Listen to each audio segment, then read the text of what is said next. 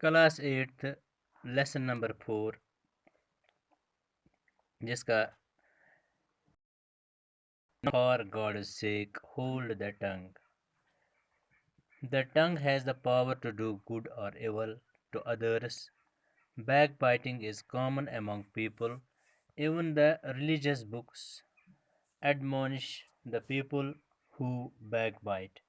The Quran strongly condemns scandal, mourning, and character assassination.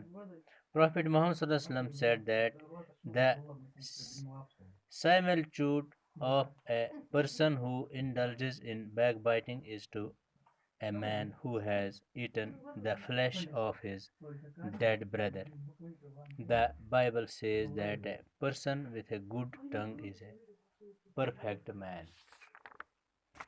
اس سبق میں اخلاقیات کا درس ہے اور اس بات کو واضح کیا گیا ہے کہ ہمارے ہاتھوں کی طرح زبان میں بھی ایک ایسی طاقت ہے جس سے وہ دوسروں کو کا اچھا یا برا کر سکتی ہے. اکثر دیکھا گیا ہے کہ کچھ لوگ پیٹھ پیچھے ایک دوسرے کی برائی کرتے ہیں. قرآن شریف میں ایسا کرنے کو سختی سے منع کیا گیا ہے. اللہ تعالیٰ قرآن میں فرماتے ہیں کہ بری خرابی ہے ایسے شخص کی جو عیب ٹٹول لینے والا غیبت کرنے والا ہو.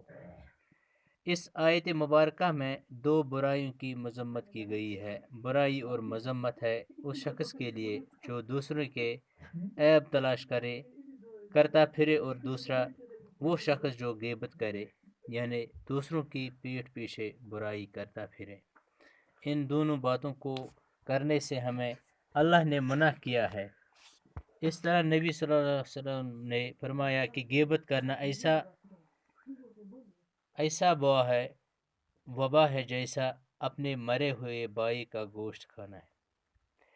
اس کے علاوہ نبی صلی اللہ علیہ وسلم نے ایک صحابی کو دعا سکھائی کہ اللہ سے کانوں، آنکھوں، دل اور زبان کی برائی سے پناہ مانگے. صرف اسلام غیبت اور عیب جوئی سے منع نہیں کیا، اسلام نے ہی نہیں بلکہ دوسرے مذاہب میں بھی اس سے منع کیا گیا ہے. تو باقی کل انشاءاللہ.